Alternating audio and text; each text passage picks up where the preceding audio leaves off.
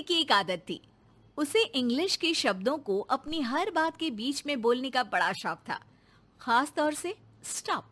Stop mummy जी, ये क्या कर रही हैं? बिल्कुल स्टॉप हो जाइए।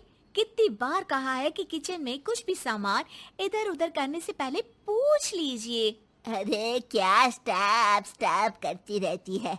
तेरा बस चले तो पूरी दुनिया स्टॉप करा दे। और हाँ, सामान इधर उधर नहीं, मैं बस ये देख रही थी कि चीनी कहाँ है। चाय पीने की तलब थी।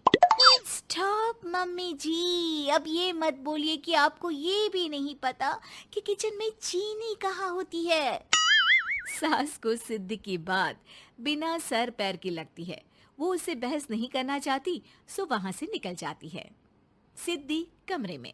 स्टॉप, मैं कहती हूँ बिल्कुल स्टॉप। मैंने कहा बिल्कुल स्टॉप। नहीं करता स्टॉप बिल्कुल। अरे यार, बिजली की वायर जोड़ रहा था, तुमने स्टॉप होने के लिए बोला और ये देखो क्या हुआ, करंट लग गया। अब करंट लगने पर चिल्ला रहा हूँ तो भी स्टॉप। अरे चाहती क्या हो तुम? स्टॉप, मैं क्या चाहती हूँ? अरे अब कैसे स्टॉप हो जाऊं? मेरा मतलब है स्टॉप स्टॉप। सिद्धि फिर चली जाती है सब्जी वाले के पास। भैया, वो बैंगन किलो और आलू 5 किलो। Stop stop. काफी देर होने के बाद भी सिद्धि को उसका सामान नहीं मिलता। क्या है भैया, कब से बोल रही हूँ, आलू 5 किलो, बैंगन 2 किलो, फिर दे क्यों नहीं दे रहे हो? भैया स्टॉप। बहन जी, मैं तो 2 मिनट में तोल दूं, लेकिन आप ही तो बोल रही हैं स्टॉप। अब इतनी तो अंग्रेजी हम भी जानते हैं ना कि स्टॉप का मतलब होता है कि रुक जाओ, तो रुक गए भाई। अरे यार, क्या लोग हैं।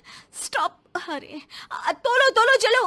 किसी तरह सामान लेकर सिद्धि घर आती है, जहां वो देखती है कि ढेर सारे मेहमान बैठे होते हैं। सिद्धि आते ही जोर से चिल्लाती है, स्टॉप! आप यहाँ सब कैसे? अरे अब कैसे स्टॉप हो जावे बहू, जितना आना था आ गए हम। अब हाँ बैठिए ना। सासू माँ, आप बात करिए, मैं चाय बनाकर ला रही हूँ। सभी बात करने में लग जाते हैं कि तभी सिद्धि किचन से निकल कर आ जाती है। Stop stop.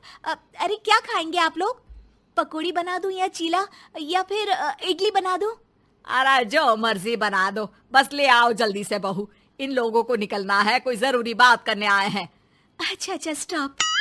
सिद्धि स्टॉप वाला अपना तकिया कलाम बोलकर निकल जाती है, लेकिन थोड़ी देर बाद जब वो कमरे में चाय नाश्ते के साथ आती है तो जरूरी बात हो गई आप लोगों की, या मेरे डर से शांत हो गए कि चुप हो जाओ चुप हो जाओ, सिद्धि आ गई है। बोलिए ना। बस जैसे ही सिद्धि ने कहा बोलिए ना, घर में चकर पकड़ की आवाज गूंजने लगती है।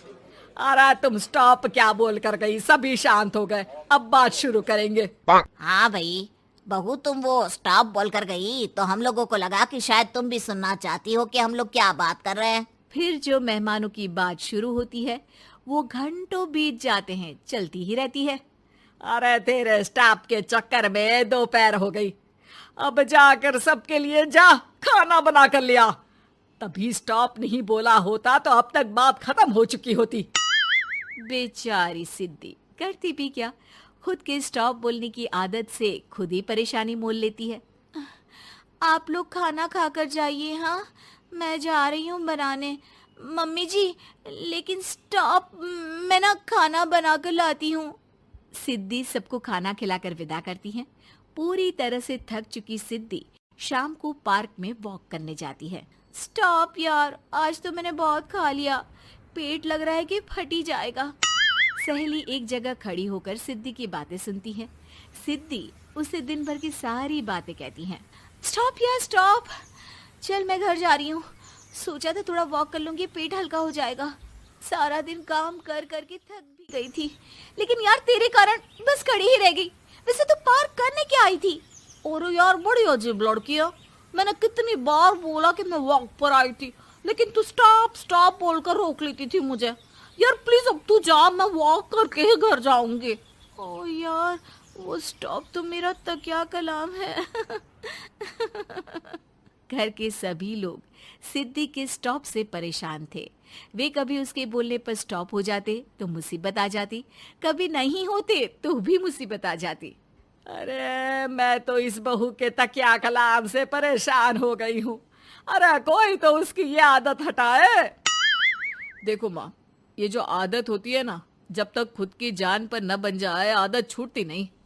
अरे उसकी जान पर बनाए उससे हमें क्या, हम लोगों के लिए तो ये परेशानी का कारण बनती ही जा रही है। उधर सिद्धि खुद सोचती है, अरे यार, पहले बाजार से देर, फिर दिन का सारा खाना, और फिर पार्क में मैं टहल भी नहीं पाई। क्या करूं? इस तकिया कलाम के कारण मैं खुद ही परेशानी झेल लेती हूँ। एक काम करती हूँ, आज से सोच समझकर बोला करूंगी। बहू स्कूटी उठाती है और निकल जाती है, लेकिन जैसे ही वो बीच चौक पर पहुंचती है, स्कूटी फिसल जाती है और वो नीचे गिर जाती है। हाय रे, कोई तो बचाओ, किसने टक्कर मार दी मुझे? कितना दर्द हो रहा है, कोई तो डॉक्टर के पास लेकर चलो। स्टॉप! बस जैसे ही बहू स्टॉप बोलती है, सारे वहीं रुक जाते हैं। बड़ी घमंडी औरत है, एक तो हम बचा रहे हैं, ऊपर से देखो स्टॉप बोल रही है। स्टॉप! कोई नहीं है क्या इस पूरे शहर में? बहू अपने तकिया कलाम की रट लगा कर रखती है। स्टॉप! कोई है? कोई स्टॉप! लोग उसकी मदद के लिए आगे तो आते हैं, लेकिन जैसे ही उसका तकिया कलाम सुनते हैं, वहां से निकल जाते हैं। तभी कहीं से उसका पति लौट रहा था। वो बीवी को रास्ते में पड़ा देख हैरान रह जाता है। अरे तुम यहाँ, कितनी चोट लगी है तुम्हें? पति आसपास खड़े लोगों पर गुस्सा हो जाता है। आप लोगों को दिखाई नहीं दे रहा कि मेरी बीवी को चोट लगी है? कोई भी नहीं है जो उसे उठाकर बिठा सके? अरे भाई साहब, कोई क्या मदद करे इस महिला की। और इतनी घमंडी है, जब भी न उठाने की कोशिश करो स्टॉप स्टॉप बोल देती है। स्टॉप! ये क्या बोल रहे हैं आप लोग? मैं पिछले आधे घंटे से दर्द सह रही हूँ। स्टॉप! पति समझ जाता है कि मामला क्या है। वो सर पर हाथ रख लेता है, लेकिन जल्दी ही बीवी को डॉक्टर के पास ले जाता है। ओह, इन्हें तो बहुत ज्यादा चोट लगी है। आप लोगों ने इन्हें लाने में कुछ ज्यादा ही देर कर दी है। रुकिए, मैं चेक करता हूँ। डॉक्टर जैसे ही बहू के पास पहुँचता है। हाँ तो मैम, कहाँ चोट लगी है आपको? यहाँ? स्टॉप! डॉक्टर देखते देखते अचानक रुक जाता है। अब भी स्टॉप? अरे नहीं नहीं डॉक्टर साहब, अब तो सपने में भी स्टॉप नहीं बोलूंगी।